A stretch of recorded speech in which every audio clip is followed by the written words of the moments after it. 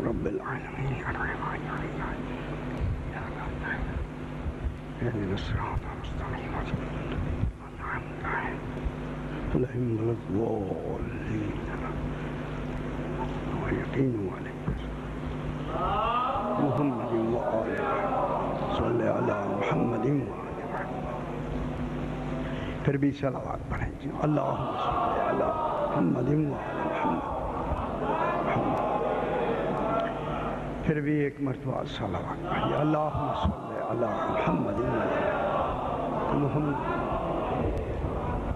ذرا بلندتر صلوات پڑھیں اللہم صل علی محمد وآل محمد اعوذ باللہ من الشیطان الرجیم بسم اللہ الرحمن الرحیم الحمد للہ رب العالمین الصلاة والسلام علی اشرف الانبیاء والمرسلین خیر المبشرین والمنذرین سیدنا و طبیب نفوسنا و شفیع ذنوبنا ابی القاسم محمد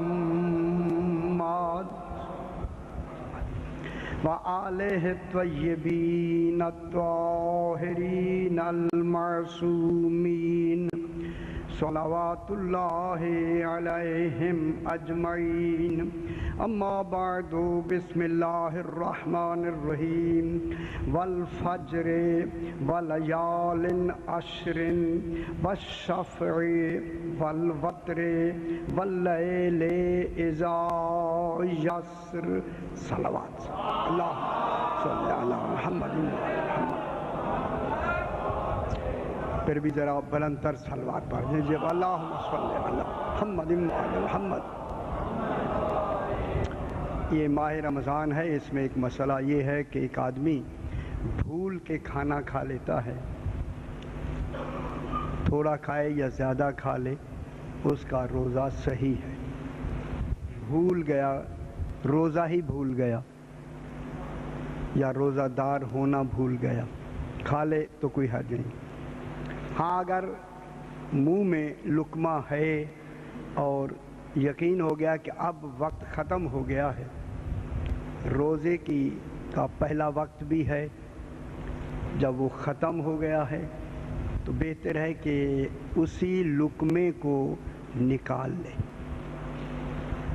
لقمہ نگل نہ جائے نکال لے اگر عمدن اس نے نگل لیا تو روزہ باطل ہو جائے گا جان بوجھ کے پتہ بھی ہے کہ وقت نہیں ہے جان بوجھ کے نکل لیا تو روزہ باطل ہو جاتا ہے بہتر ہے جب آپ کر رہے ہوں کھا رہے ہوں یا کوئی چیز پی رہے ہوں اور ادھر فوراً پتہ لگ جائے کہ وقت ختم ہو گیا تو اس چیز کو اندر نہ لے جائیں نکال دیں اس تھوڑی سی شے سے روزہ باطل ہونے کا امکان موجود ہے انجیکشن آپ لگوا سکتے ہیں اگر وہ غذا کے بدلے میں ہے تو پھر روزہ باطل ہو جائے گا انجیکشن ٹیکا لگوا سکتے ہیں اگر وہ غذا کے بدلے میں ہے طاقت کا ٹیکا ہے یا غذا کا ٹیکا ہے تو روزہ باطل ہو جائے گا اگر کوئی اعضاء کو بے حس کرنے کے لیے بے حس سمجھتے ہیں سن کرنے کے لیے اعضاء کو سن کرنے کے لیے اگر ٹیکا لگا دیا جائے تو پھر کوئی حرج نہیں ہے روزہ باطل نہیں ہوتا اگر غذا کی صورت میں لگایا جائے گا تو پھر غذا تو دوسری جانا روزے کے باطل ہونے کا امکان ہو جائے گا تو اس سے روزہ باطل ہو جاتا ہے سن کر لینے سے روزہ باطل نہیں ہوتا صلوات پڑھیں گے اللہم صلی علی محمد وآل محمد میں نے آپ کے سامنے 30واں پارہ سورہ الفجر کی جو روزانہ ہم پڑھتے چلے آ رہے ہیں انہی آیات کو تلاوت کیا ہے۔ آج ہم اس سورت کی حقیقی جو زیادہ مؤثر اور موفق تفسیر ہے، جس پر علماء نے زیادہ لکھا ہے، وہ آج تفسیر بیان کرتے ہیں۔ سورہ فجر کو سورۃ الحسین کہتے ہیں۔ وہ نہیں سمجھ معلوم ہوتا ہے نام سے ہی پتہ لگ گیا کہ نام کس کی صورت ہے۔ اس کو کہتے ہیں سورۃ الحسین۔ ایک روایت میں دوسرا نام بھی ہے، ابھی کئی روایتوں میں ابھی دیکھ رہا تھا، اس کا دوسرا نام ہے سورۃ الحسنین۔ خدا گواہ ہے، دیکھیں آپ خود بھی خوش ہو کے جب ان کی باتیں آئیں خوش ہویا کریں۔ جب سورۃ الحسین کہہ کے پھر دوسرا نام رکھا سورۃ الحسنین، ایسے ہے یہ دونوں حقیقتیں برابر کی، حسین آئے تو حسنین آئے تو۔ صلی اللہ اللہم صلی علی محمد وآل محمد۔ تو یہ سورہ والفجر یہ سورۃ الحسین کہلاتی ہے، اس لیے حکم ہے کہ اسے واجب نمازوں میں پڑھا کرو۔ ہمیں تو انا تو انا نہیں آتی، اور یہ یاد کون کرے؟ ٹھیک ہے نہیں؟ اتنی موٹی کتابیں انگریزی کی وہ چیز یاد ہوتی ہیں، قرآن نہیں یاد ہوتا۔ سورت اگر یاد ہو اور وہ پڑھی جائے تو پڑھنے والا مرنے کے بعد امام حسین علیہ السلام کی جنت الفردوس میں امام کے ساتھ رہے گا۔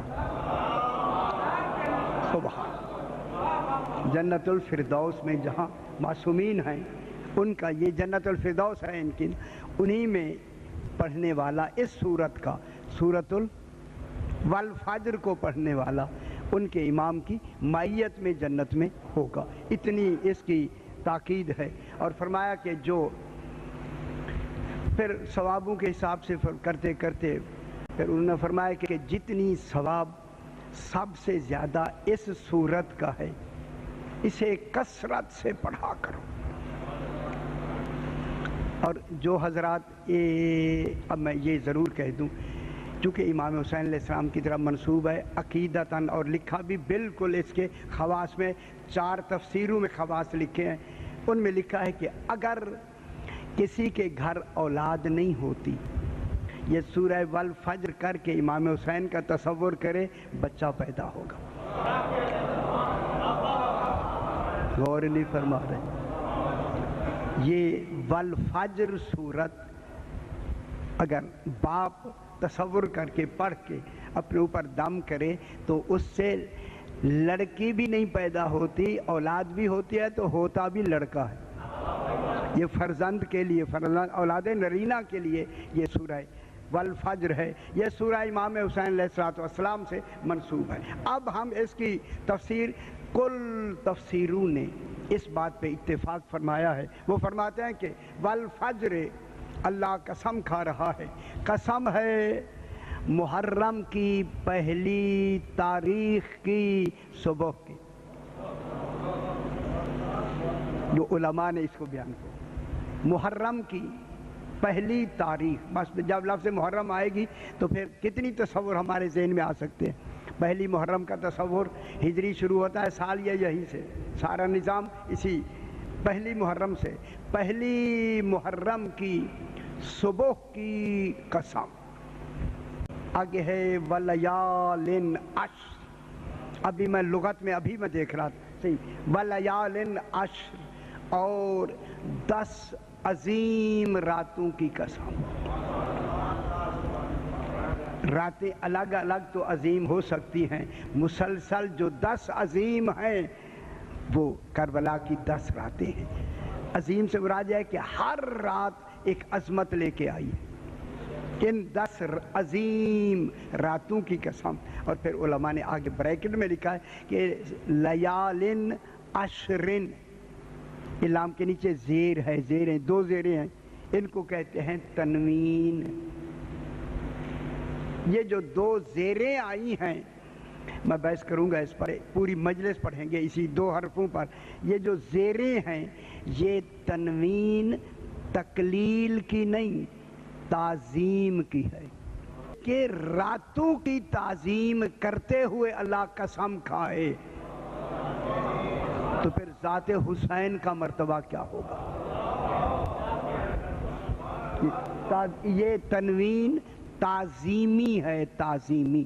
معلوم ہوتا ہے جن کی خالق راتوں کی قسم کھا رہا ہے، جو متعلق ہے ان راتوں سے، ان کی تعظیم مطلوب ہے۔ خالق جو قسم کھا رہا ہے وَلَيَالٍ عَشْرٍ، اور 10 راتوں کی قسم، وَالشَّفْعِ۔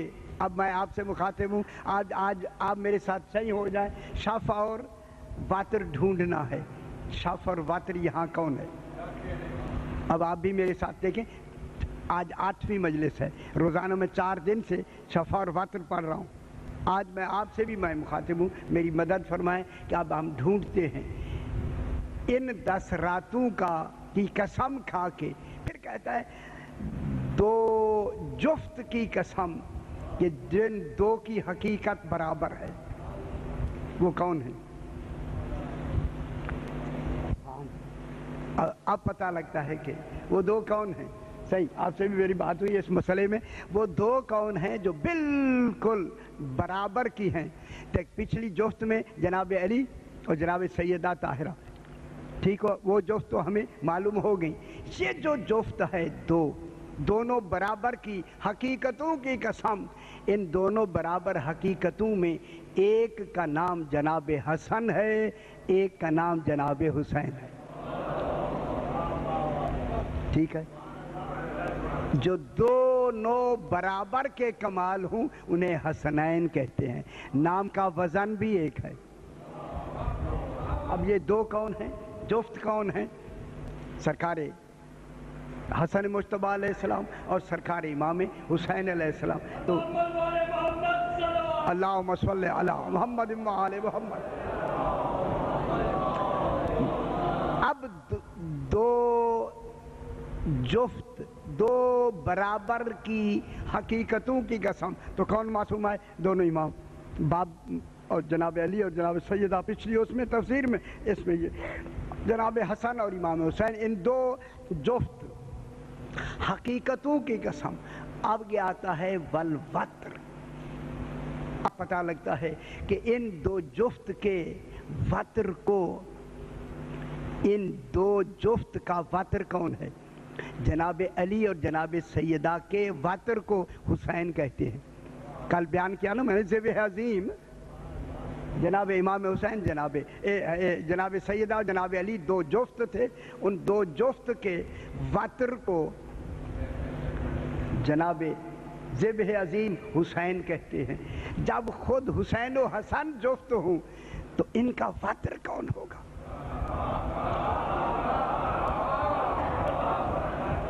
شادی میں آج پتہ نہیں میں نے کتنی کتابیں ڈھونڈ کے ایک سطر پہ ایک لفظ مجھے ملی، پھر جا کے تسلی ہوئی۔ تسلی ہو، جو آپ کا سوال ہے اس کا جواب بھی اس میں آ گیا۔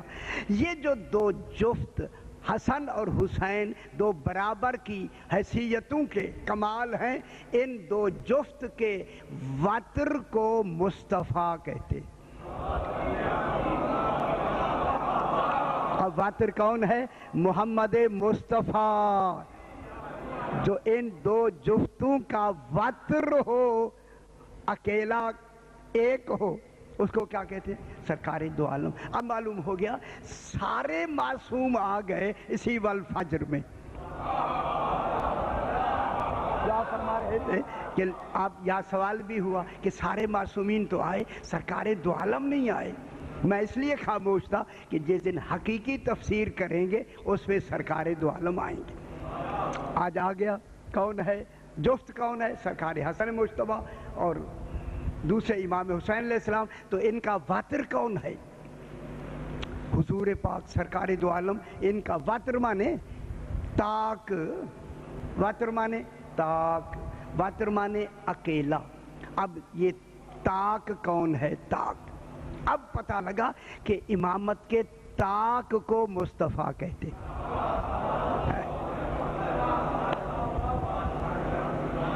یقین فرمائیں اگر میں ایک جملہ کہہ دوں آپ کو سمجھ لینا چاہیے تو اب معلوم ہوا کہ امامت کے طاق کو مصطفیٰ کہتے ہیں، پھر جانشین رسول وہی ہوگا جس کا مصطفیٰ سے رشتہ ہو، غیر کبھی بھی جانشین رسول نہیں ہوگا۔ تو اب واتر کون ہوا؟ حضور پاک سرکار دو عالم واتر ہوئے کن کے؟ امام حسین علیہ السلام اور سرکار حسن مجتبیٰ کے، اور امام حسین علیہ السلام ہے او عالم سرمدی میں اس کا کمال موجود ہے، ذبح عظیم، اور ان کی شہادت ہے سار اللہ۔ رات میں نے یہی تو بیان کیا، اللہ کے خون کا بدلہ، اللہ معاذ اللہ قتل تھوڑی ہوگا، اس کی جگہ قتل کون ہوگا؟ کہ جس کا معیار اتنا اونچا ہو کہ جس کا قتل توحید کا قتل ہو، اسے حسین کہتے ہیں، اسے ذبح عظیم کہتے ہیں۔ جب وہ ذبح عظیم وتر میں اس میں جفت میں آیا ہے تو اب اس کا وتر کون ہوگا؟ اس کا طاق کون ہوگا؟ طاق۔ اب فرمائیں طاق کو کیسا ہونا چاہیے؟ اب میرا سوال ہے اب آپ سے، طاق پہلے ہوتا ہے یا جفت؟ طاق پہلے ہوتا ہے نا یار، پہلے کون ہوتا ہے؟ طاق۔ طاق کے بعد پھر شروع ہوتا ہے جفت، ٹھیک ہے؟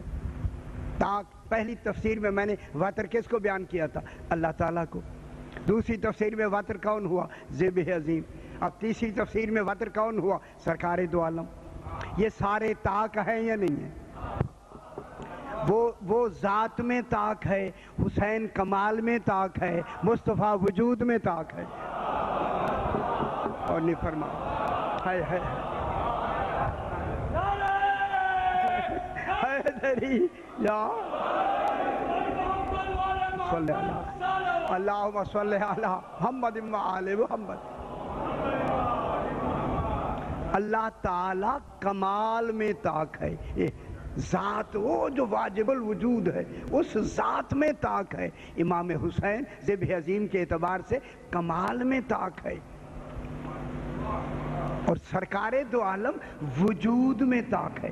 تو معلوم ہو گیا ان اماموں کا سبب وجود ہی رسول ہے۔ اگر رسول نہ ہوتے باعتبار وجود تو سیدہ بھی نہ ہوتی اور 12 باقی 13 بھی نہ ہوتے۔ رسول ہیں سبب وجود، یہ کمال رکھتا ہے طاق ہونے کے اعتبار سے رسول، کہ رسول ہیں سبب وجود۔ اللہ ہے وہ تو کمال ہی کمال ہے، وہ خالق کے سبب ہوگا، اور امام حسین کیا ہیں؟ سبب بقا۔ ان تمام وجودوں کی سبب بقا کو حسین کہتے ہیں۔ امام حسین علیہ السلام اس وتر میں سبب بقا ہیں، رسول وتر میں سبب وجود ہیں۔ اللہ اس وتر کے اعتبار سے سبب کمال، سارا کمال ہی اسی کا ہے۔ تو آج یہ تفسیر ہوئی کہ وتر سے مراد سرکار دو عالم علیہ السلام، اور جفت کون ہوئے؟ سرکار حسن اور سرکار امام حسین علیہ السلام۔ ذرا بلند تر صلوات پڑھتے ہیں، اللہم محمد۔ اب تھوڑی سی میں بحث یہیں سے علم کلام اور منطق کی شروع کرتے ہیں کہ جب جو سبب وجود ہوگا کسی ایسے کمال کا جو کمال اس کا سبب بقا ہو، میری باتیں مشکل لگتی ہیں؟ نہیں، میں دیکھتا ہوں جب میں کچھ نتیجے میں کچھ سمجھاتا ہوں پھر آپ کے چہرے کھلتے ہیں، خوش ہو جاتے ہیں، ورنہ ایسے لگتا ہے جیسے مجھے مارنے کے لیے بیٹھے، پتہ نہیں کیا کہا جناب، ایسے لگتا ہے۔ آپ یہاں بیٹھے ہوئے دیکھیں پھر پتہ لگتا ہے۔ دیکھیں یہ جو سبب وجود ہے اس کی سبب بقا کون ہے؟ امام حسین علیہ السلام، ذبح عظیم۔ جس کی سبب بقا، سبب وجود ہے رسول، سبب بقا ہے امام حسین، تو معلوم یہی ہوتا ہے کہ بقا اور وجود عین ہی ایک وقت میں ہوں.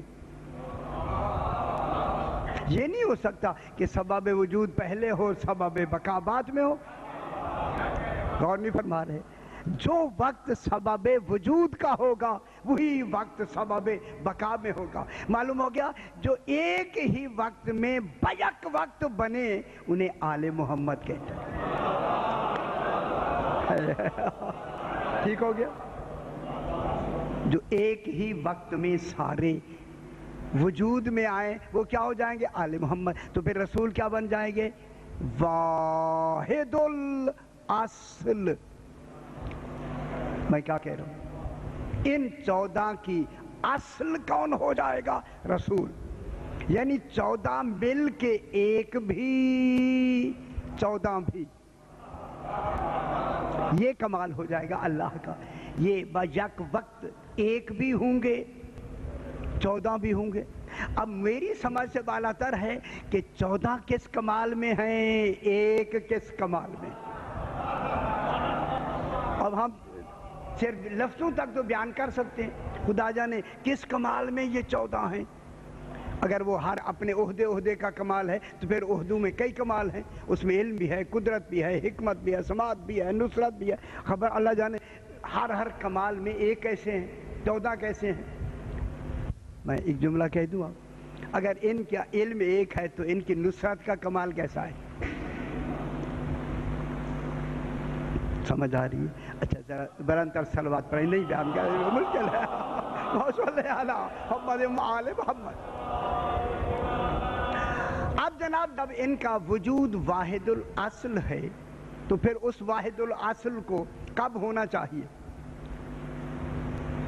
اول مخلوق، اول مصنوع. گھبرا تو نہیں رہے؟ مجھے آپ کے ایک منزل تک لے جانا ہے. تو معلوم ہوگا جو وتر ہوگا نا، وتر جفت کا، جو ان اماموں کا جفت کا وتر بنا سرکار دو عالم، تو وہ کب ہوگا؟ ہوں گے دونوں ایک ہی وقت میں، لیکن ہوں گے کیا؟ اول مصنوع، اول مخلوق. بس بات ہو گئی. تو یہ 14 کیا ہوں گے؟ اول مخلوق، اول مصنوع. اور علم اصول و منطق و فلسفے میں جتنا کمال اللہ پہلی مخلوق میں صرف کرتا ہے کسی اور میں نہیں کرتا. ہائے ہائے. وہ پہلی مخلوق اس کے خود کمال کا ثبوت ہوتی ہے. اگر ان میں کوئی نقص ہوا وہ ان کا نقص نہیں کہلائے گا. کون نہیں فرما رہے؟ وہ بنانے والے کا نقص کہلائے گا. اب میں کیوں نہ کہوں، ہزاروں مرتبہ کہا، اگر اللہ کو کامل بنانا ہے تو آل محمد میں نقص نہ نکالا کرو. کون نہیں فرما؟ حیدری یار اللہم صلی اللہم صلی علی محمد وآل محمد. معاذاللہ اگر یہ ناقص ہو گئے کسی بھی پہلو سے تو ان کا نقص توحید کا نقص ہوتا ہے. کیونکہ بنانے والے نے اول مخلوق بنائی ہے، اول میں کبھی بھی نقص نہیں ہوتا. کیونکہ وہ تو بننے والا ہے نا. بننے والے کو تو پتہ ہی نہیں ہے کہ مجھے بنانے والے نے کیسا بنایا. وہ تو بن کے بتائے گا مجھے ایسا بنایا. اگر کوئی معاذاللہ نقص رہ گیا تو کس کا؟ بنانے والے کا ہوگا نا. اللہ نے ان کو بنایا ہے، لہٰذا ایسا با کمال بنایا اللہ نے. اول مخلوق کو با کمال بنایا. اور اس با کمال میں سب سے بڑا کمال اللہ کا، جو سب سے بڑا کمال ہے، اس سب سے بڑے کمال کا نام، کل کمالات کتنی ہیں؟ چلیے میں کہ ذرا یہ بھی سناتے ہیں. اللہ کے کمالات ہیں نا، سارے کمالات آ کے کتنے کمالات پہ آ کے رکتے ہیں؟ وہ کتنے کمالات ہیں؟ میں آپ کی آنکھوں ان سے دیکھ لیتا ہوں دلچسپی کتنی ہے. جب پتہ لگ جاتا. یہ چار کمالات پر: حیات، علم، قدرت، ارادہ. یعنی اللہ کے جتنے کمالات ہیں وہ ان چار کمال پہ آ کے ختم ہوتے ہیں، منتہی ہوتے ہیں، انتہا ہوتی ہے. حیات، علم، قدرت، ارادہ. ٹھیک ہے؟ ارادہ ہو نہیں سکتا اگر قدرت نہ ہو، قدرت آ نہیں سکتی اگر علم نہ ہو. غور نہیں فرما رہے؟ ارادہ تب آئے گا جب قدرت ہوگی، اور علم تب آئے گا، یہ قدرت تب آئے گی جب علم ہوگا. تو پھر علم کیا بنا؟ ارادہ و قدرت کا منتہی کیا بنا؟ علم. اب جو حیات ہے، حیات کی دلیل کیا ہوتا ہے؟ حیات کی دلیل قدرت نہیں ہے. اللہ کی حیات کی دلیل ارادہ نہیں ہے. ٹھیک؟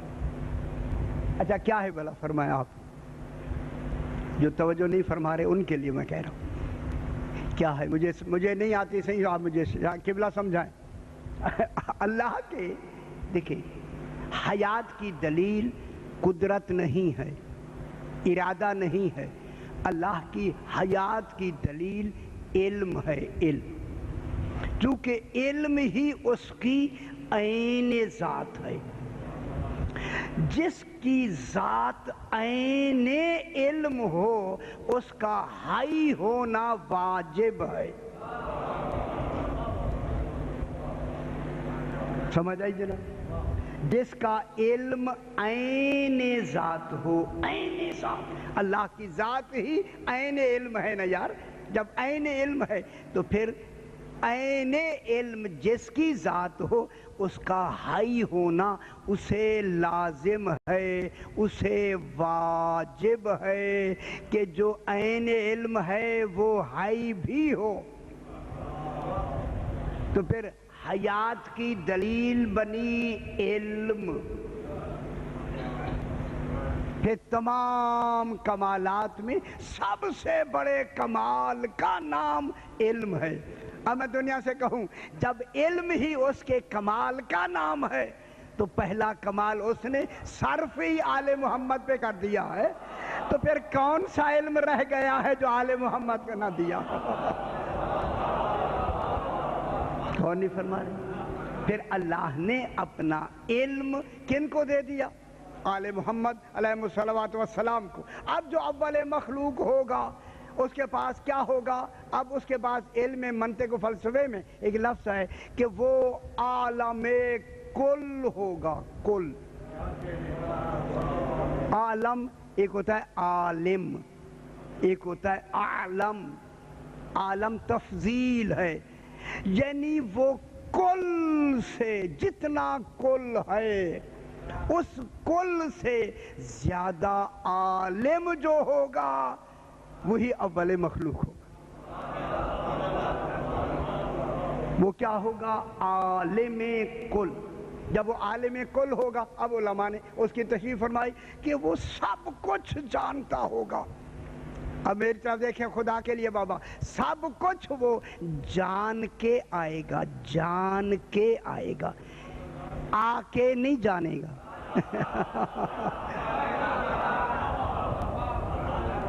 آ کے جاننا ہمارا ہے، وہ جان کے صحیح، وہ جان کے آئے گا. پھر جب جان کے آئے گا تو کیا کیا جان کے آئے گا؟ اب علماء نے لکھا ہے جو کچھ اس کے لوح محفوظ میں ہے وہ جان کے آئے گا. اور یہ فرمایا جو کچھ اس کی لوح محفوظ میں ہے وہ جان کے آئے گا. بچپنا بھی کیوں نہ ہو جان کے آئے گا.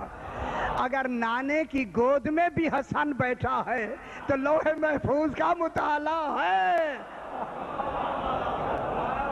کون نہیں فرما رہا؟ جب کھجوریں گئی تو کافی اس کو پھینک دو. الصدقۃ علینا حرام، صدقہ ہم پہ حرام ہے، پھینک دو. ان الحسنہ یطالع لوح المحفوظ، یہ حسن میرا اس بچپنے میں بھی لوح محفوظ کا مطالعہ کرتا ہے. تو معلوم ہو گیا کہ معصوم علم لے کے آتا ہے، یہاں نہیں پڑھتا۔ اب بات طے ہوگی، جب علم لے کے آتا ہے پھر جبریل نے یہ نہیں کہا کہ رسول پڑھو رسول نے کہا کیا پڑھوں کیا کہتے ہیں؟ رسول نے کہا میں تو پڑھنا نہیں جانتا۔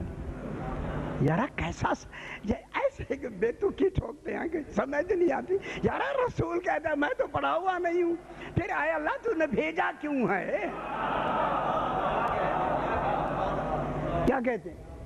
یارا انہیں کہتے ہوئے بھی وہ نہیں آتا کہ ہم کہہ کیا رہے ہیں، آگے کوئی نہیں بیان کرے گا یا کوئی نہیں سنے گا۔ رسول نے کیا کہا؟ میں کیا پڑھوں؟ اب میں جملہ کہوں، اگر جبریل کہے رسول پڑھو اور رسول کہے میں کیا پڑھوں، تو پھر جبریل کے پاس بھی تو رسول جتنا علم ہونا چاہیے نا۔ پھر وہ کہے کہ یہ پڑھو، جس جبریل کا علم ہی تھوڑا ہے اس بیچارے نے کیا کہنا کہ پڑھو، اور نہیں فرما رہا۔ اب یہاں جو تصور ہے نا، تو اب کتنا علم لے کے آتا ہے رسول؟ کل علم جو اس کا لوح محفوظ میں ہوتا ہے۔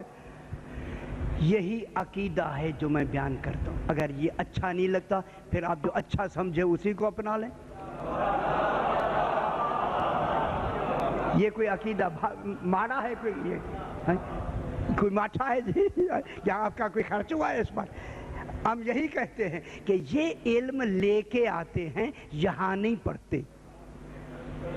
جو یہاں پڑھے وہ جانشین رسول نہیں ہوگا، ٹھیک ہے؟ اب علم لے کے آتا ہے، پھر جو کچھ لوح محفوظ میں ہے اس کا علم اس کے پاس ہوتا ہے، پھر جو کچھ اس کی کتاب مکنون میں ہے وہ علم لے کے آتا ہے۔ اب اگر میں لفظ کہوں تو آپ کو سمجھ آنا، اب بالکل آ جانی چاہیے۔ خدا کے لیے یہ کراچی کا ماحول ہے، ذہن بلند ہونا چاہیے۔ اب جو اس کی لوح محو اس بات میں ہے اس کو بھی جان کے آتا ہے۔ اسی لوح محو اس بات کو علم غیب کہتے ہیں۔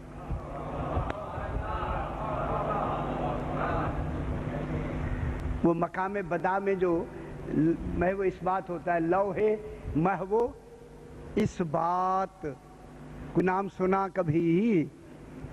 چلو آج تو سن لیا نا، بات سن لیا۔ لوح محو اس بات، وہ جو علم غیب ہے جو اس کے ابھی علم میں ہے، ابھی آگے عطا نہیں فرمایا، اس کو کہتے ہیں علم غیب۔ تو اس لیے رسول وہ علم جو لوح محو اس بات کا علم ہے وہ بھی لے کے آتا ہے۔ جب لے کے آتا ہے پھر کہتا ہے سنو لوگو، عالم الغیب، وہ غیب کا عالم ہے۔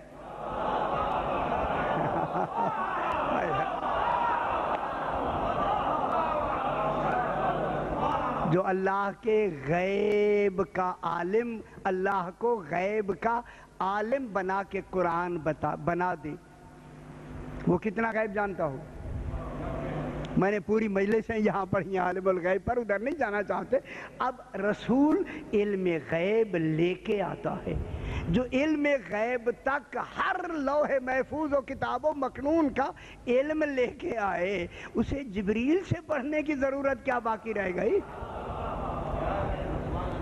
وہاں تو تصور ہی ختم ہو گیا۔ اس لیے نبی عالم کل ہوتا ہے، کل کا کل علم جو اس کی کتابوں سے یا لوح سے منسوب ہے، اس کا علم اس کو ہوتا ہے۔ یعنی جو علم، میں جملہ کہوں بابا، جو علم اس کی مشیت سے نکل چکا ہے، کل کا کل علم اسی مخلوق اول کو ہوتا ہے۔ یہی مخلوق اول صرف مخلوق اول نہیں ہوتا، یہ معلول اول بھی ہے۔ معلول کے لیے کیا ہوتی ہے؟ چلیے کوئی ڈر نہیں، مجھے جلدی نہیں ہے۔ معلول، میم عین لام وا لام، معلول کے لیے کیا ہوتی ہے؟ علت۔ معلول کے لیے کیا ہوتی ہے؟ علت۔ اب آل محمد معلول اول ہیں تو ان کی علت کون ہے؟ اللہ۔ معلول اول کون ہے؟ آل محمد. مخلوق اول کون ہے؟ آل محمد. عقل اول کون ہے؟ آل محمد. نفس اول کون ہے؟ سب کچھ تو آل محمد ہے نا. جو کچھ ہے سب کا سب، جتنا علم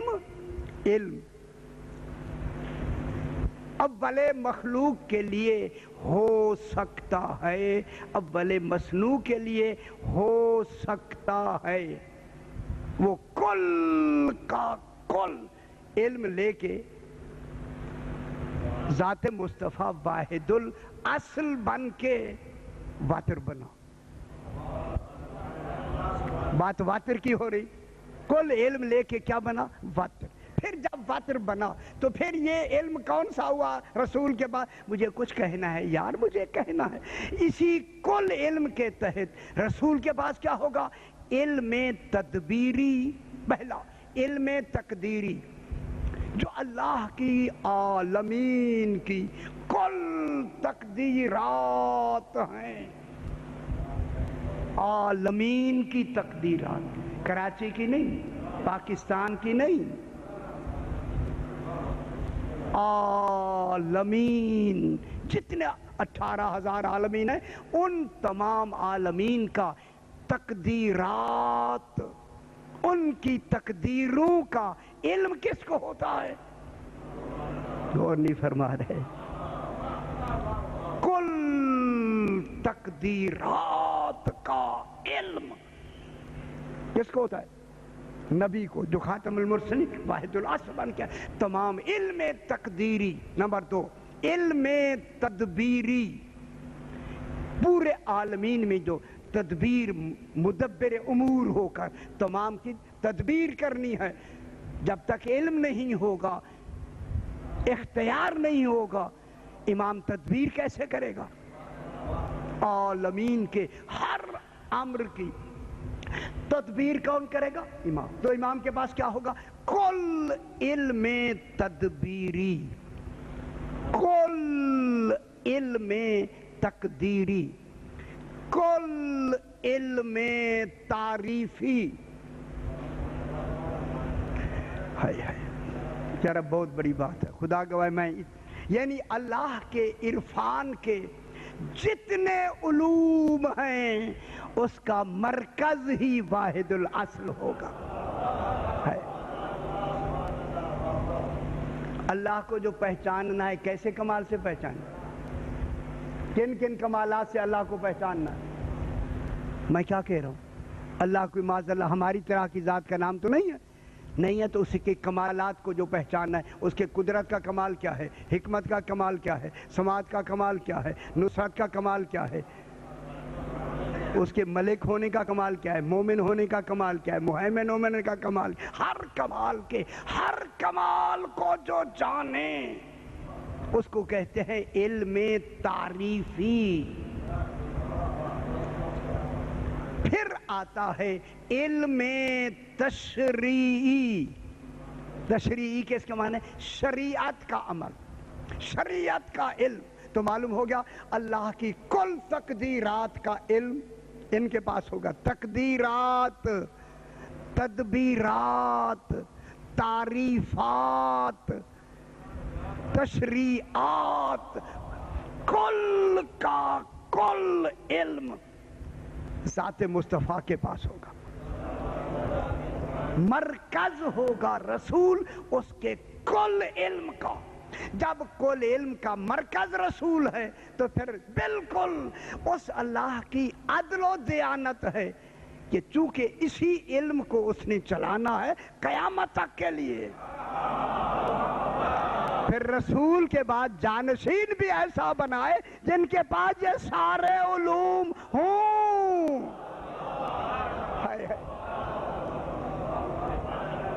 جن کے پاس یہ کل علم ہوں، وہ یہ نہ کہے ذرا ٹھہر جا میں بیٹی سے پوچھاؤں.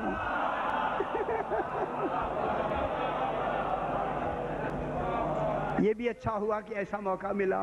یہ بھی اچھا ہوا، ہمیں مثالیں مل گئیں. دوست کے پاس کس کا علم ہوگا؟ کل کا کل علم. پھر رسول کے بعد کن کو ہونا ضروری ہے؟ غور نہیں فرما رہے؟ رسول کے بعد جانشین رسول کو ہونا، جس کے پاس یہ کل کا کل علم اس کے پاس ہو، تعریفات کا بھی علم ہو، تدبیرات کا بھی علم ہو، مدبر بھی ہو، متصرف بھی ہو۔ اسی وجہ سے اللہ نے کل تقدیرات کا علم نبی کو دے کے بھیجا۔ میں نے کسی مجلس میں عرض بھی کیا، میں دوبارہ کہہ دوں، یہی وجہ ہے کہ خلق پیدا کرنا تقدیر کے ماتحت ہوتا ہے، ارادے سے اولاد دے دینا خرق کے ماتحت ہوتا ہے۔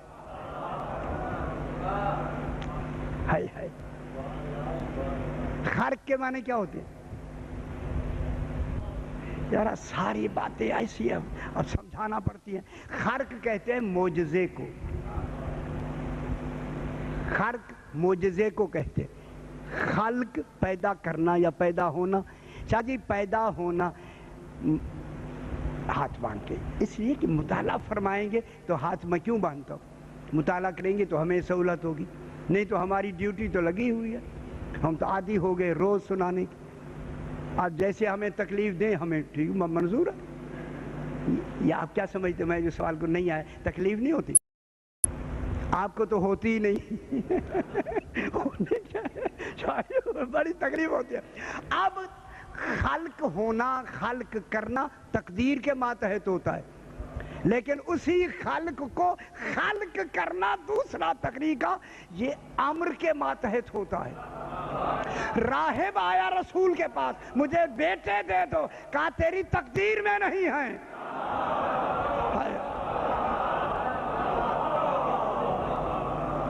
سے راہب آیا یا نہیں؟ امام کے رسول خدا کے پاس آیا یا نہیں؟ کہنے لگا مولا مجھے اولاد چاہیے۔ سرکار نے فرمایا تیری تقدیر میں اولاد نہیں ہے، چونکہ خلق کا تعلق تقدیر سے ہوتا ہے۔ پھر امام کیا ہوتا ہے؟ امور تدبیری یا رکھتا ہے یا نہیں؟ اب وہ چل کے امام کے پاس آیا، امام نے کہا نا اگر اس کی تقدیر میں ہوتی تو اسے آتا کیوں؟ اسے گھر بیٹھے مل جاتے۔ اب امام حسین نے کہا نانا میں انہیں دیتا ہوں۔ اب جو امام نے کہا 1 2 7 تک، یہ تقدیر کے ماتحت نہیں ہوئے، امر کے ماتحت ہوئے۔ اور نہیں فرما رہے؟ جب 7 کہے تو وہ خود کہتا ہے مولا بس اتنے کافی ہے۔ سرکار نے کیا فرمایا؟ اگر تو آج بس نہ کرتا، آدم کی اولاد ایک طرف ہوتی، تیری اولاد ایک طرف ہوتی۔ اب جناب اب آپ میرے ساتھ ہو جائیں، بات کو آگے بڑھا دیں۔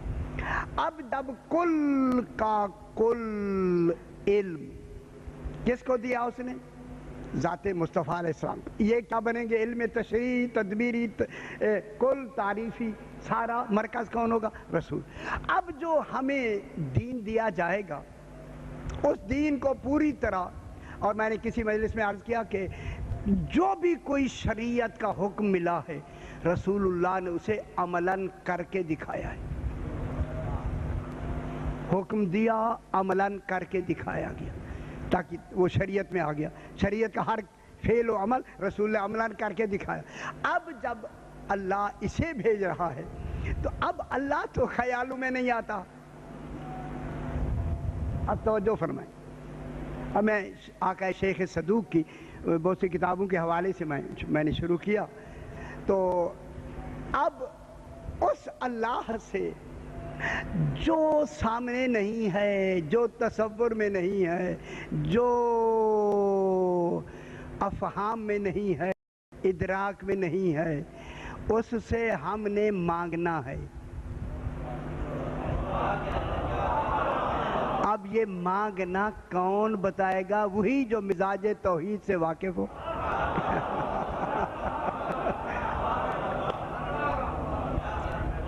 میں کیا کہہ رہا ہوں؟ اللہ سے آپ مانگتے ہیں یا نہیں؟ سرکار مانگتے ہیں، حکم ہے نہ مانگنے کا۔ جب مانگنے کا ہمیں حکم ہے تو پھر جس سے دیکھا وہ سیارے ہیں، اسے دیکھتے ہی آگے ہاتھ کیا ہے ایسے ہی سرکار ہمیں دو۔ یہ تو ٹھیک ہے کہ سامنے ہے، اب جو اللہ سامنے ہی نہیں ہے، غور نہیں فرما رہے، اس سے مانگنے کا طریقہ، دعا کرنے کا طریقہ کون بتائے؟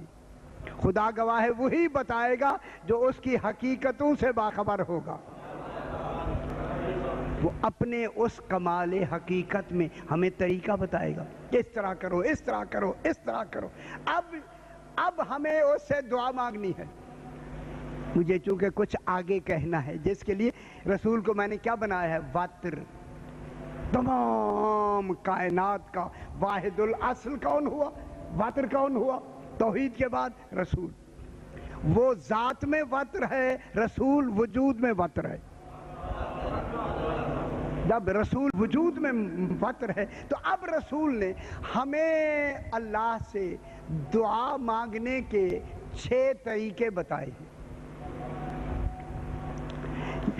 یار یہ کبھی بیٹھے ہوئے آپ نے غور فرمایا یہ طریقے اللہ سے ہیں جو خیالوں میں نہیں آتا، ان طریقوں سے کیسے مان لیتا ہے کہ تم ایسی شکل بنا لو وہ تمہاری بات سن لے گا؟ غور نہیں فرما رہے ہیں؟ اگر پرسوں والی بات میری یاد ہے، جنہوں نے مجھے کہہ بھی دیا ہے کہ یہ کیا کہا آپ نے کہ دعا طریقہ ہے نا، کہ تم طریقے سے دعا مانگو گے قبول کر لے گا، تو معلوم ہوتا ہے پھر شکل بنانے سے ہی تو وہ مانا نا۔ اور پھر آپ کی دعا جو ایسے کیا، یہ شکل بنائی یا نہیں بنائی؟ جب آپ نے ایک شکل بنائی تو شکل بنانے سے وہ راضی ہوا نا۔ اب اگر امام حسین کے غم میں شکل بنا لے پھر جنت کیوں نہ دے دے؟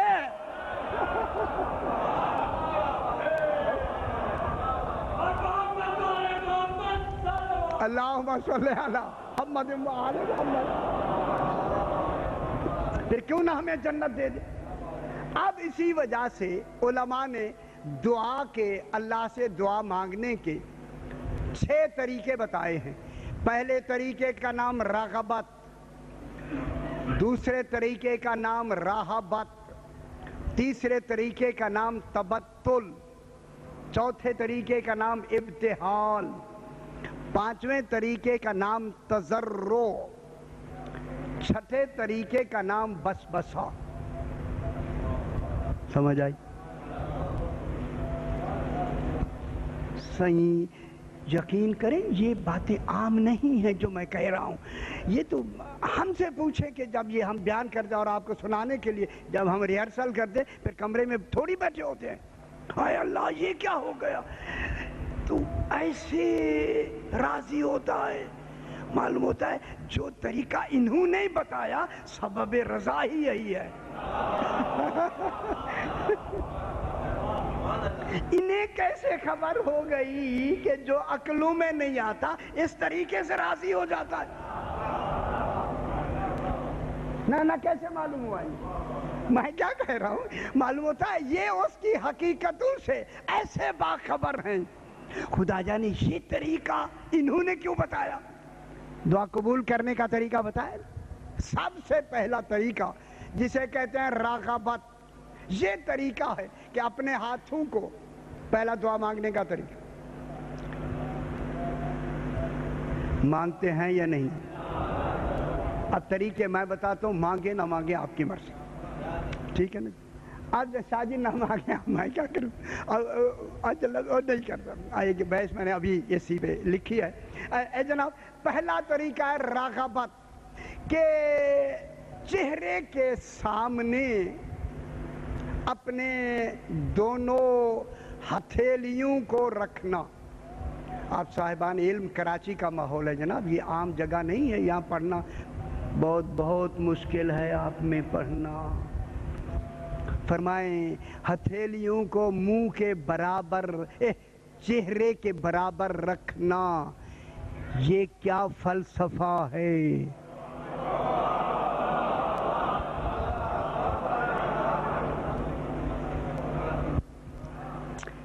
اب اگر شاہ جی اب میں بالکل عرفان کی بات اگر سننا چاہتے ہیں پھر میں عرفان کی بات کروں۔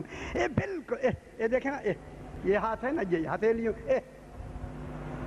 یہ اب ہتھیلیاں کن کے برابر آئیں؟ چہرے کے برابر آئیں یا نہیں؟ ایک مثال کے چہرے کے برابر آئیں یا نہیں؟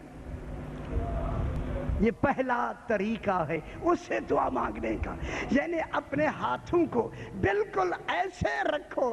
میں رمز کی بات کرتا ہوں، اگر آپ میری بات رمز میں سمجھیں گے، ظاہرہ نہیں سمجھ آئے گی. بالکل اس طرح رکھو ہاتھوں کو جیسے چہرے کے سامنے آئینہ رکھتے ہو. پھر دیکھیں نظر آتا ہے یا نہیں آتا.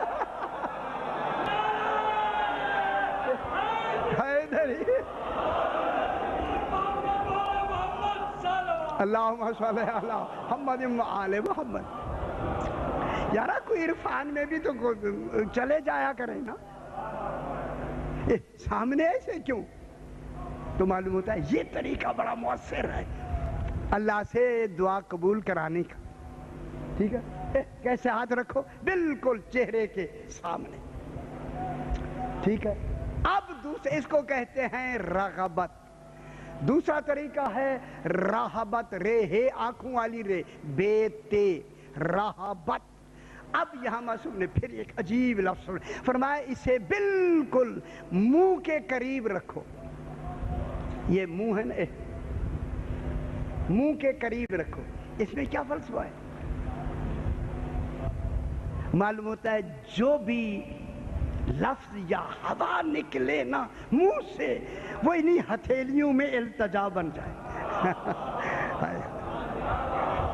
اور نہیں فرما رہے آپ؟ دیکھ پھر التجا قبول کرے گا یا نہیں کرے گا؟ یعنی ہر منہ سے نکلی ہوئی سانس لفظ نہ بنے، التجا بنے. اور نہیں فرما رہے میں کیا کہہ رہا ہوں؟ ہاتھ ہی تو التجا ہیں. ہاتھ التجا ہیں یا نہیں؟ یہ مانگ جو رہے التجا ہے نہیں؟ سوال ہے یا نہیں ہے؟ یعنی ہاتھ جو منہ کے قریب جو رکھے گا پھر وہ لفظیں نہیں بنیں گی، ہر کہی ہوئی شے التجا بن جائے گی. بس جہاں التجائیں زیادہ ہوں قبولیت جلدی ہو جاتی. فلسفہ آ گیا سمجھ میں ہمیں. اس کو کہتے ہیں رہبت. اب سرکار فرماتے ہیں یہ تیسرا طریقہ ہے تبتل، تے بے تے لام، تبتل. فرمایا یہ بہت ہی اہم دعا کو قبول کرانے کا طریقہ ہے. اگر یہ استعمال کیا جائے تو دعا بالکل قبول ہو جاتی. دیکھیں ہم اچھی جگہ پہ بیٹھے ہیں، کبھی ہمیں بھی ضرورت پڑتی ہے، پھر ہم وہی کرتے ہیں تو کچھ حالات بدل جاتے فوراً. یہ میں آپ سے یقین سے کہہ رہا ہوں. اور وہ تبتل کی جو دعا ہے وہ دعا ایسے نہیں مانگنی. یہ دعا ایسے ہوئے نا، ایک یہ ایک بالکل سامنے. سرکار فرماتے ہیں یہ تبتل کی جو دعا ہے ان ہتھیلیوں کو زمین کی طرف کر دے.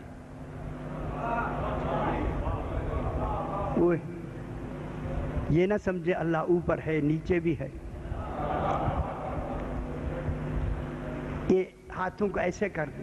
تبتل فرمایا یہ طریقہ نہایت مؤثر ہوتا ہے. جب بھی دعا قبول نہ ہونا میرا بابا یہ دعا کیا کریں ہاتھوں کو نیچے کر کے. یہ نہ کریں کہ اسے یعنی باکمال نہیں مانا، بلکہ دل میں یہ کہیں کہ مولا میرے سارے وسیلے ختم ہو گئے ہیں، اب میرے وسیلوں میں ہاتھ میں کوئی وسیلہ ہے ہی نہیں، صرف تیرا وسیلہ ہے. کیسے دعا مانگیں گے؟ صحیح ہاتھ ایسے کر نیچے. یہ تیسرا طریقہ ہے، اس کو کہتے ہیں تبتل. اب چوتھا طریقہ ہے جناب ابتحال. الف بے تے ہے آنکھوں والی لام. ابتحال. ابتحال کے معنی ہوتا ہے ہاتھوں کو دراز کر کے. دراز کرتے ہیں نا ایسے، دراز کر کے. یہ درازی ہی طلب کی دلیل ہے. ہاتھ آگے بڑھانا ہی طلب ہے. جب مانگا جاتا ہے جہاں زیادہ مانگنا ہوتا ہے وہاں ہاتھ کی درازی ضروری ہے. اس لیے تو کہا وَاعْتَصِمُوا بِحَبْلِ اللَّهِ، اے اللہ اللہ کی رسی کو پکڑو. رسی تو خدا جانے کہاں ہوگی، پھر رسی نیچے نہیں ہوگی، ہمارے ہاتھ دراز ہونے ضروری ہے. میں کیا کہہ رہا ہوں؟ رمز سمجھ آئی نا؟ اندر سے جو رمز ہے، یعنی اپنے ہاتھوں کو دراز کرو. دراز کے کیا معنی ہے؟ کہ اس میں التجا کو بڑھا دو، اپنی مدعات جو آپ چاہتے ہیں ان چاہت کو بڑھا دو. جتنی ہاتھ دراز کرتے چلے جاؤ گے اتنی دعا مؤثر ہوتی چلی جائے گی. کیوں دلچسپی کیوں نہیں لے رہے؟ نہ میں دیکھ رہا ہوں دلچسپی نہیں ہے. ہمارا ہے، ہم نے اپنا عہدہ برا کر کے آپ کو پہنچانا ہے. نہ لے دلچسپی آپ کی مرضی ہے. یہ کیا ہو گیا جناب؟ چوتھا، ہاتھوں کو دراز کر کے یہ دعا مانگنا. آگے جناب شاہ جی آپ فلسفہ مجھے آگے اب بالکل سمجھ نہیں آیا. آج 4 5 6 10 دفعہ میں نے اسے پڑھا. میں نے کہا کیا ہوگا کیا ہوگا، میری سمجھ میں کچھ آیا ہے کچھ نہیں آیا. شاہ جی کیا کریں؟ کچھ آیا ہے کچھ نہیں آیا. آگے ہے تضرع. تضرع تیزواد چہرے کے سامنے. ٹھیک ہے. اب دوسرے اس کو کہتے ہیں رغبت. دوسرا طریقہ ہے رہبت. رے ہے آنکھوں والی رے، بے تے، رہبت. اب یہاں معصوم نے پھر ایک عجیب لفظ فرمایا، اسے بالکل منہ کے قریب رکھو. یہ منہ ہے نا، منہ کے قریب رکھو. اس میں کیا فلسفہ ہے؟ معلوم ہوتا ہے جو بھی لفظ یا ہوا نکلے نا منہ سے وہ انہی ہتھیلیوں میں التجا بن جائے. اور نہیں فرما رہے آپ؟ دیکھ پھر التجا قبول کرے گا یا نہیں کرے گا؟ یعنی ہر منہ سے نکلی ہوئی سانس لفظ نہ بنے، التجا بنے. اور نہیں فرما رہے میں کیا کہہ رہا ہوں؟ ہاتھ ہی تو التجا ہیں. ہاتھ التجا ہیں یا نہیں؟ یہ مانگ جو رہے التجا ہے نہیں؟ سوال ہے یا نہیں ہے؟ یعنی ہاتھ جو منہ کے قریب جو رکھے گا پھر وہ لفظیں نہیں بنیں گی، ہر کہی ہوئی شے التجا بن جائے گی. بس جہاں التجائیں زیادہ ہوں قبولیت جلدی ہو جاتی. فلسفہ آ گیا سمجھ میں ہمیں. اس کو کہتے ہیں رہبت. اب سرکار فرماتے ہیں یہ تیسرا طریقہ ہے تبتل. تے بے تے لام، تبتل. فرمایا یہ بہت ہی اہم دعا کو قبول کرانے کا طریقہ ہے. اگر یہ استعمال کیا جائے تو دعا بالکل قبول ہو جاتی. دیکھیں ہم اچھی جگہ پہ بیٹھے ہیں، کبھی ہمیں بھی ضرورت پڑتی ہے، پھر ہم وہی کرتے ہیں تو کچھ حالات بدل جاتے فوراً. یہ میں آپ سے یقین سے کہہ رہا ہوں. اور وہ تبتل کی جو دعا ہے وہ دعا ایسے نہیں مانگنی. یہ دعا ایسے ہوئے نا، ایک یہ ایک بالکل سامنے. سرکار فرماتے ہیں یہ تبتل کی جو دعا ہے ان ہتھیلیوں کو زمین کی طرف کر دے.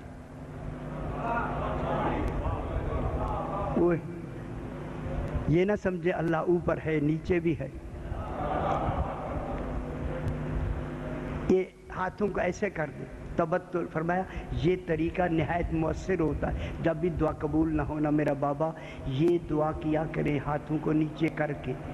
یہ نہ کریں کہ اسے یعنی باکمال نہیں مانا، بلکہ دل میں یہ کہیں کہ مولا میرے سارے وسیلے ختم ہو گئے ہیں، اب میرے وسیلوں میں ہاتھ میں کوئی وسیلہ ہے ہی نہیں، صرف تیرا وسیلہ ہے. کیسے دعا مانگیں گے؟ صحیح ہاتھ ایسے کر نیچے. یہ تیسرا طریقہ ہے، اس کو کہتے ہیں تبتل. اب چوتھا طریقہ ہے جناب ابتحال. الف بے تے ہے آنکھوں والی لام. ابتحال. ابتحال کے معنی ہوتا ہے ہاتھوں کو دراز کر کے. دراز کرتے ہیں نا ایسے، دراز کر کے. یہ درازی ہی طلب کی دلیل ہے. ہاتھ آگے بڑھانا ہی طلب ہے. جب مانگا جاتا ہے جہاں زیادہ مانگنا ہوتا ہے وہاں ہاتھ کی درازی ضروری ہے. اس لیے تو کہا وَاعْتَصِمُوا بِحَبْلِ اللَّهِ، اے اللہ اللہ کی رسی کو پکڑو. رسی تو خدا جانے کہاں ہوگی، پھر رسی نیچے نہیں ہوگی، ہمارے ہاتھ دراز ہونے ضروری ہے. میں کیا کہہ رہا ہوں؟ رمز سمجھ آئی نا؟ اندر سے جو رمز ہے یعنی اپنے ہاتھوں کو دراز کرو. دراز کے کیا معنی ہے؟ کہ اس میں التجا کو بڑھا دو، اپنی مدعات جو آپ چاہتے ہیں ان چاہت کو بڑھا دو. جتنی ہاتھ دراز کرتے چلے جاؤ گے اتنی دعا مؤثر ہوتی چلی جائے. کیوں دلچسپی کیوں نہیں لے رہے؟ نہ میں دیکھ رہا ہوں دلچسپی نہیں ہے. ہمارا ہے ہم نے اپنا عہدہ برا کر کے آپ کو پہنچانا ہے، نہ لے دلچسپی آپ کی مرضی ہے. یہ کیا ہو گیا جناب؟ چوتھا، ہاتھوں کو دراز کر کے یہ دعا مانگنا. آگے جناب شاہ جی آپ فلسفہ مجھے آگے اب بالکل سمجھ نہیں آیا. آج 4 5 6 10 دفعہ میں نے اسے پڑھا. میں نے کہا کیا ہوگا کیا ہوگا، میری سمجھ میں کچھ آیا ہے کچھ نہیں آیا. شاہ جی کیا کریں؟ کچھ آیا ہے کچھ نہیں آیا. آگے ہے تضرع. تضرع تے زاد رے عین. تضرع میں دعا مانگنی ہے. دونوں ہاتھوں کو سامنے رکھ کے یہ جو 2 انگلیاں ہیں نا، یہ 2 انگلیاں ان کو اونچا کر کے حرکت و اشارہ کرنا. یہ مجھے نہیں سمجھ آئی. خدا جانے یہ 2 انگلیوں کو بات سمجھ آ رہی ہے؟ معلوم ہوتا ہے یہ 2 انگلیاں یہ عمل کو ظاہر نہیں کر رہی، کسی عقیدے کو ظاہر کر رہی.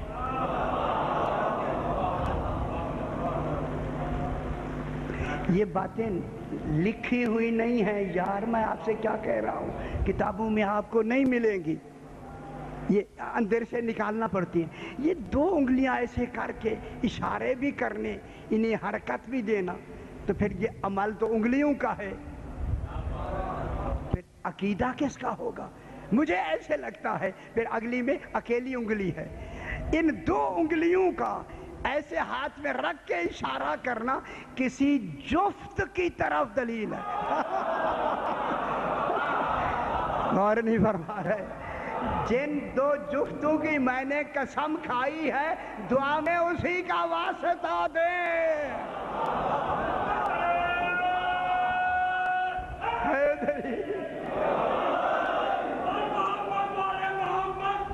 اللہم صلی علی محمد و آل محمد.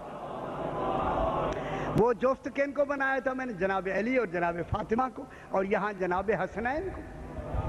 معلوم ہوگا کچھ، ہاں شاہ جی ٹھیک ہے، کچھ نہ کچھ ہمیں ان اشاروں سے کچھ بات سمجھ آنے لگی. جب جفت کا تصور 2 انگلیوں میں آیا تو پھر وتر تو رہتا ہے ابھی. اب جب وتر ہے تو وتر کا آخری شیخ صدوق نے یہ لکھا ہے بس بسا بے سواد حصہ. بس بسا. چوتھا کیا ہے؟ 5واں کیا ہے؟ بس بسا. بس بسا میں دعا ہے. ہاتھوں کو ایسے دعا کریں، دعا کر کے شہادت کی 1 انگلی اونچی کریں. دیکھیں نتیجہ میں ملا تو میں رہا ہوں بڑی کوشش کر کے، اللہ کرے وہ نتیجہ سمجھ آ جائے. جہاں 2 انگلیاں جفت کو ظاہر کرتی ہیں تو پھر 1 انگلی وتر کو ظاہر کرتی. تو پھر اس میں وتر کون ہوا؟ ایک میں وتر اللہ ہوا، ایک میں وتر حسین علیہ السلام، اور ایک میں سرکار دو عالم. تو معلوم ہوا میں رہا ہوں بڑی کوشش کر کے، اللہ کرے وہ نتیجہ سمجھ آ جائے. جہاں 2 انگلیاں جفت کو ظاہر کرتی ہیں تو پھر 1 انگلی وتر کو ظاہر کرتی. تو پھر اس میں وتر کون ہوا؟ ایک میں وتر اللہ ہوا، ایک میں وتر حسین علیہ السلام، اور ایک میں سرکار دو عالم. تو معلوم ہوا جب دعاؤں ان کے سب سے دعا مانگی جائے گی دعا قبول ہوگی یا نہیں ہوگی؟ اس کے وتر کہے تجھے سرکار دو عالم کا واسطہ، خدا کے عظیم کا واسطہ. تو پھر وہ وتر کے تصور سے معلوم ہو گیا یہ جو وتر کے تصورات ہیں اس کا خلق قبولیت میں بھی موجود ہے، دعا میں بھی موجود ہے. جب موجود ہے تو آج ہم یہاں بات کو کر کے تھوڑا سا میں بڑھاتا ہوں تھوڑا سا کہ اب کیا ہوا. قسم ہے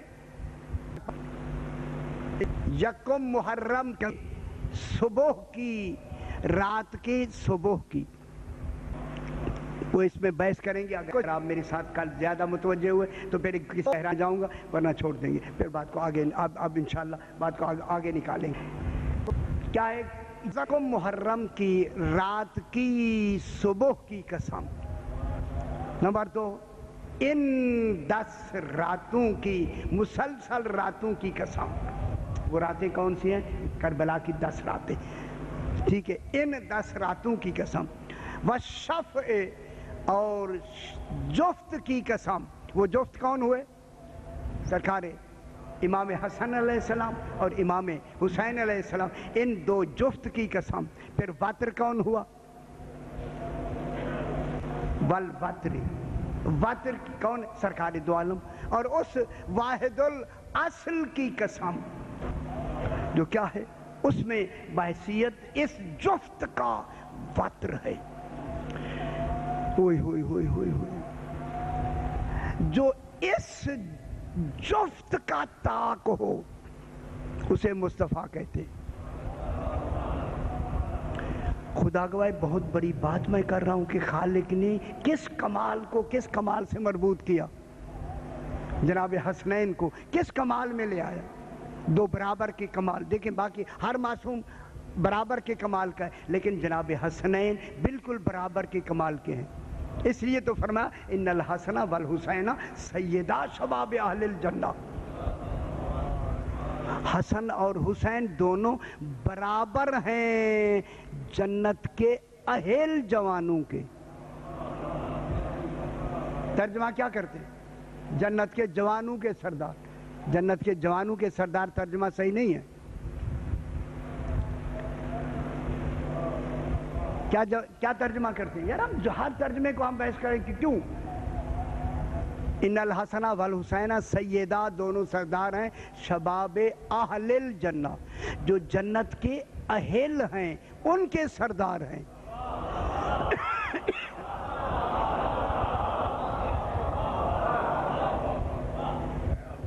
کیا ترجمہ کیا کرتے ہیں؟ جوانان جنت کے سردار.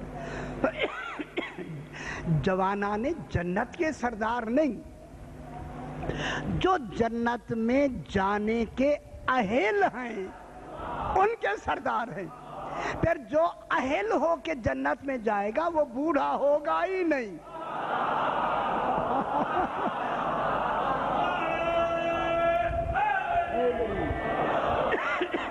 وہ بوڑھا ہوگا ہی نہیں.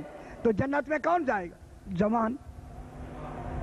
جوان ہی جائے گا نا، بوڑھا نہیں جائے گا. جب سرکار نے فرمایا بوڑھا جنت میں کوئی جائے گا تو بوڑھے رونے لگے. سرکار نے فرمایا روتے کیوں ہو؟ سرکار بوڑھے جو ہیں. فرمایا تم جو ہی جنت میں داخل ہوگے جوان ہو جاؤ گے. جوانی ہو جائے تو پھر جنت میں جو جانے کے اہل سردار ہیں. بس تھوڑی سی بات کہہ کے ذرا صلوات پر. پانی جا رہا، پانی رکھا ہے. اللہم صلی علی محمد. سارا دن پڑھتے ہیں، پھر روزہ بھی ہوتا ہے. خشکی تو ہوتی ہے نا، گلاس پانی نہیں رکھتے شاہ جی. اللہم صلی علی محمد وعلی محمد. مولویوں کو پانی کی ضرورت نہیں ہوتی، وہ تو آپ کو سنانے کے لیے آتے ہوتے ہیں. اب جناب یہ ہوا کہ ایک شخص مدینے کے قریب کسی دور دراز علاقے میں رہتا ہے. سرکار امام جعفر صادق علیہ السلام کی خدمت میں آیا. اللہم صلی علی محمد وعلی محمد. مولا مجھے ایک گھر کی ضرورت ہے. میں کیا کہہ رہا ہوں؟ بچے آتے ہیں مدینے میں، گھر نہیں ہوتا، تکلیف ہوتی ہے. گھر کی ضرورت ہے. سرکار نے فرمایا خرید کر کے دیتے ہیں. اس نے 10,000 دینار دے دیے. سرکار نے رکھ لی. اچھا اتفاق سے ساتھ قریب وہ بھی آیا ہوا تھا حج کے لیے. سرکار بھی حج بھی چلے گئے. ابھی خریدا نہیں. جب حج میں طواف کے دوران وہ آدمی ملا. سرکار نے اسے بلا کے کہا بھائی مکان خریدنا ہے آپ نے؟ ہاں ہاں مولا خریدا ابھی نہیں ہے، صرف آپ سے ایک مشورہ لینا ہے. امام نے فرمایا مشورہ لینا ہے. یہ بتائیں کہ مکان یہاں لینا ہے یا جنت میں لینا ہے؟ غور نہیں فرما رہے. کتنی آسانی سے فرما رہا ہے. یہاں لینا ہے یا جنت میں لینا ہے؟ اچھا وہ بھی تو سمجھتا تھا میرے مزاج کو. کہتا مولا دونوں جگہ لینا ہے. ہاں ہاں وہ ہوگا کراچی کا ذرا. اس نے کہا دونوں جگہ لینا ہے. سرکار نے فرمایا یہاں تو ہم آپ کو گھر دے دیں گے, دوسرا گھر یہ ہوگا کہ ہم تمہیں جنت میں بھی گھر دے دیں گے. اس نے مولا ضمانت کیا ہوگی؟ سرکار نے فرمایا وہ تحریر ہم لکھ دیں گے. ہمیشہ تحریر مالک لکھتا ہے جس کے تصرف میں ہو. شکریہ.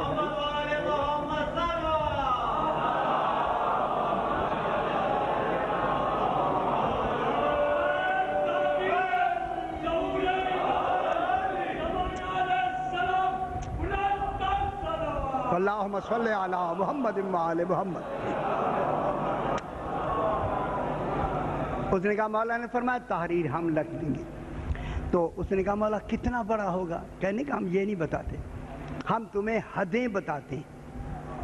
اور نہیں فرمایا تیرے ایک مکان کی حد سرکار دو عالم کا گھر ہوگا, ایک مکان کی حد جناب علی کا گھر ہوگا, ایک حد میں حسن اور حسین کا. یہ حدود اربع میں درمیان میں تیرا گھر ہوگا. امام نے تحریر دے دی, حج کیا, گھر آیا, آتے بیمار ہو گیا. جب بیمار ہو گیا تو وصیت کی کہ جب میں مر جاؤں تو یہ پرچہ رکا میرے کفن میں رکھ دینا. کفن میں رکھ دیا گیا, اسے دفن کر دیا گیا. دوسرے دن جو آدمی گئے وہی رکا اس کی قبر کے اوپر رکھا تھا اور لکھا ہوا تھا امام نے اپنا وعدہ پورا کر دیا.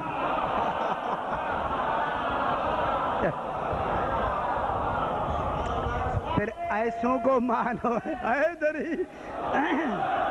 پھر ایسوں کو امام مانا کریں بابا. یہ امام حق ہے, برحق ہے. اس لیے آج اس واتر پہ بات کو طے ہوئی. انشاءاللہ کل اس بات کو پھر آگے بڑھائیں گے. پروردگار بدفعل محمد وآل محمد جو اہتمام ہوا ہے اپنی بارگاہ میں منظور و مقبول فرما. جو حضرات جو تمنائیں لے کے حاضر ہوئے فیض المرام فرما. اپنے اپنے مرحومین کے لیے, شہداء و مومنین کے لیے, بانیان کے مرحومین کے لیے سورہ فاتحہ. بسم اللہ الرحمن الرحیم. الحمدللہ